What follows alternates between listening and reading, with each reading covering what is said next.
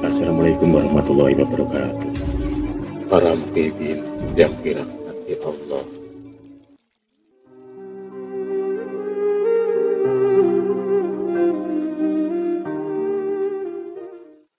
Bismillahirrahmanirrahim. Tasbih ada di badannya.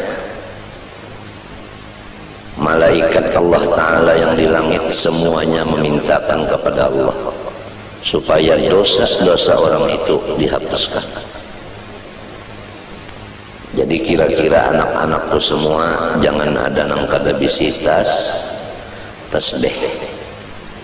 Jangan tasbih nang di dada itu aja 2 biji. Lawan nang di patangahan tasbihnya sebiji. Ada kalau di patangahan sebiji nang mencingil kah? Ndang rekah. Jadi ikam bisa tasbih berapa? Hah? 3 bujur sudah 100. Kalau abah bisa tasbih 2. Nah, terbanyak ikam bisa. Marilah tasbih sama-sama kita tek supaya mencelang. Andai kata tasbih itu nang 33 kah, nang 100 kah lawan kepalanya ada di badan kita, senantiasa malaikat mintakan ampun kepada Allah Subhanahu wa Ta'ala atas dosa-dosa kita. Walaupun kada diketek lawan tangan, asal ada di kantong. Ini barataan membawa jauh tasbih. Sepalik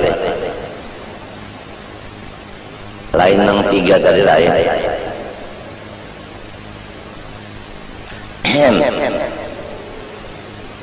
Menukar tasbih buntungnya nang murah-murah aja, jangan nang larang-larang, asal ada bisi.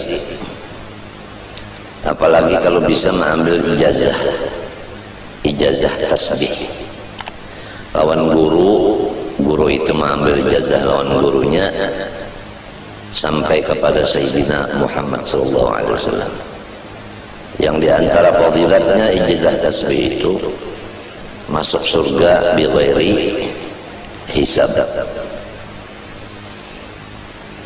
Limbah bangun dari kubur tengah ada di dalam surganya aja. Kada tahu bapanas di padang mahsyar, kada tahu betiti siratal mustaqim, kada tahu betimbang, kada tahu berhisab. Pokoknya bangun di kubur ada di surga. Nah, itulah ijazah tasbih. Satu lagi ijazah bersalaman. Rasulullah bersabda, siapa bersalaman dengan aku dan sampai hari kiamat, ijazah musafahah, saya masuk surga kada berhisab juga. Ada lagi yang semacamnya berasuk tangan. Kalau bersalaman minta, rasuk tangan minta.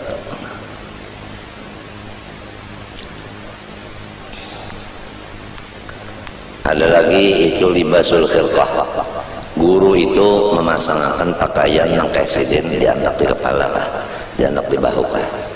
Nang bakas pakaian guru itu diandak. Atas tasbih nang pakaian guru diandak di tangan. Itu semuanya satu persatu daripada 5 perkara itu adalah tujuannya masuk surga bighairi hisab.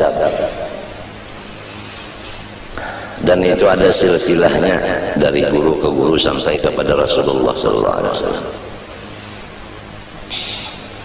Yang kedua, minum kufi selama rasa atau bau kupi masih ada di rongga seseorang, maka malaikat semuanya mintakan kepada Allah supaya dosa orang itu diampuni oleh Allah Subhanahu wa Ta'ala. Jadi kepada anak-anakku yang udah mengambil ijazah bersalaman dan tasbih, hendaklah jangan kada menginum kopi sehari semalaman walau sedikit barang minum kopi. Nah, selama kopi itu masih ada di dalam rongga kita, baunya, bekasnya itu, malaikat mintakan ampun segala dosa kita. Yang ketiga terakhir, selama kita duduk di hadapan atau di majelis orang waliullah, selama duduk di situ, malaikat semuanya memohon kepada Allah, ampunilah dosa orang itu semuanya. Waliullah ini nang hidup lo nang mati sama, nang sudah dikubur atau nang belum dikubur. Cuma anunya bedanya, kalau nang dikubur kita kada kau pandar lagi, dan kita kada kau melihat lagi lawan sidin, dan kita kada kau lagi bahasa salaman lawan sidin. Sidin sudah dalam kubur, ya Allah. Kalau nang masih hidup kau bersalaman lawan sidin, kau melihat lawan sidin.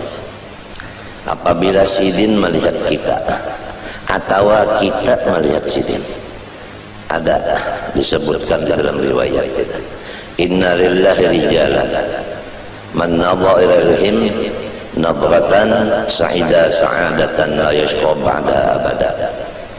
Ada satu riwayat, man nadharu ilaihi nadratan sa'ida sa'adatan la yashqa ba'daha abada.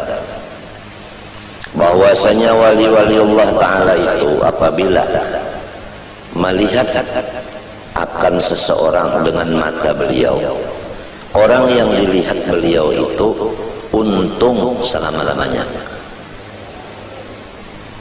Atau beliau pada melihat tapi kita melihat non beliau, ada cengang ya kita lawan sidin minten, maka si kita ini ditulis untung dunia akhirat. Lamun sidin melihat lawan kita, kita melihat lawan sidin, luar biasa. Nah, inilah hidup kita siang malam ini. Pertama, menuntut ilmu nang mengakibatkan kita ini sehari demi sehari bertambah untung. Jangan sehari-sehari bertambah rugi. Menggunakan mata, menggunakan muntung, menggunakan awak. Awak duduk di majelis waliullah, mata memandang waliullah, tangan bersalaman lawan waliullah, di awak ada tasbih.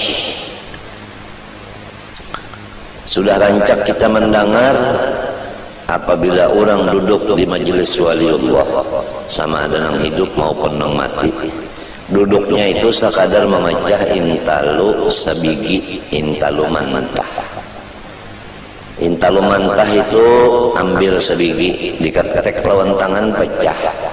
Duduknya di majelis wali sekadar itu aja, satu mat mana. Maka pahalanya kita duduk di satu mat itu lebih banyak daripada mulai keluar di parut beribadat siang malam non stop sampai mati. Misalnya ada seseorang namanya Abdullah, dia duduk di majelis wali sekadar memecah intalu sedikit. Ada seseorang namanya Abdurrahman, mulai keluar di parut Uma langsung beribadat siang dan malam, umurnya 100. Kada sing ampihan beribadat 100 tahun mati. Maka Abdullah itulah yang paling sugih pahala daripada Abdurrahman tadi. Nah, itulah artinya cara orang mencari keuntungan hidup. Ma'andak akan burit duduk di majelis waliullah, sekadar memecah intalu sebiji. Kalau duduknya seperempat jam memecah intalu berapa biji? Coba bayangkan, kali akan aja untung benar. Cuma kalau orang munafik duduk di majelis wali itu sama dengan burung duduk di dalam sangkar. Dia berpikir hendak keluar daripada sangkar itu. rasa kada nyaman di dalam sangkar, dia lengah daripada Allah, dia duduk bukan di majelis wali, dia kada bisi tasbih, dia membuang-buang waktu, mata kada melihat kepada orang soleh, telinga kada mendengar kata-kata orang soleh, tangan kada bersalaman lawan orang soleh, beelang bukan ke tempat orang soleh. Jadi salah inya juga kada menggunakan awaknya kepada nang semestinya. Jelas saja sudah. Fa inna lahu ma'isyatan dhanka, diberi hidupnya itu susah. Selain daripada di dunia susah. Wa nahsyuruhu yaumal qiyamati a'ma. Dia bangun dari kubur ke padang mahsyar di dalam keadaan buta matanya. Kada gampangan orang buta berjalan mulai di kubur ke padang mahsyar. Tahantup-hantup. Lalu berpanggil lawan Tuhan, Rabbi lima hasyartani a'ma wa qad kuntu basira. Ulun di dunia ya Allah melihat saja mata, kenapa lipa bangun di kubur ini picak? Ujar Tuhan, sudah berapa pelajaran-pelajaran disampaikan guru-guru agama, tapi ikam kada mau mendengar. Ada juga yang mendengar kada maasih, kada menurut, kada memakai. Jadi walau umpat mendengar tapi kada maasih, kada menurut, sama aja lawan nang kada mendengar juga. Hidupnya susah, kena bangun di kubur menuju padang mahsyar itu picak. Wa kadzalika yauma tunsa. Karena demikianlah pada hari kiamat ini engkau tidak dilayani sama sekali, dibiarkan sama sekali oleh Tuhan. Ya Allah kasihan. Jadi anak-anakku semua, taubatlah kita daripada segala kesalahan yang sudah lewat. Janganlah berjalan kecuali ke tempat orang soleh. Jangan bakawan kecuali orang yang soleh.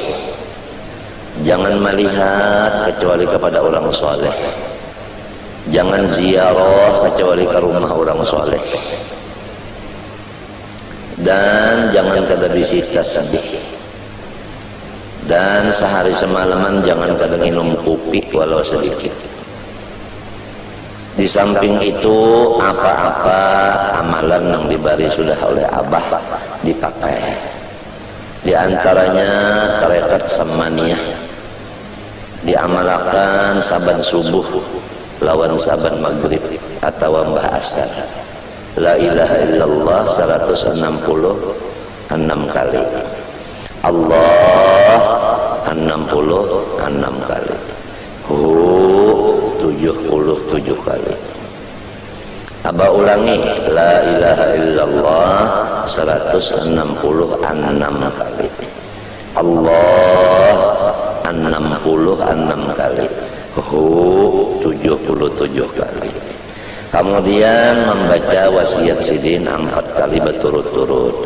Allahumma ufir li ummati Sayyidina Muhammad, Allahumma arham ummata Sayyidina Muhammad, Allahumma astur ummata Sayyidina Muhammad, Allahumma jibur ummata Sayyidina Muhammad. Jadi tarekat samaniyahnya itu tadi diamalkan pagi sore, doanya pun 4 berturut-turut, sekurangnya 5 sembahyang subuh aja. Kalau bisa sore pun dibaca juga. Pertama, orang yang mengamalkan 2 macam itu tadi, tarekat samaniyah dan wasiatnya. Pertama diberi ilmu ma'rifat. Yang kedua dimurahkan rezeki yang halal. Mana sugih, mana halal, hakunlah.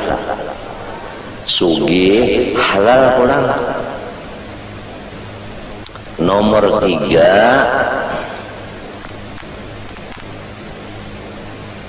ditulis jumlah wali kutub.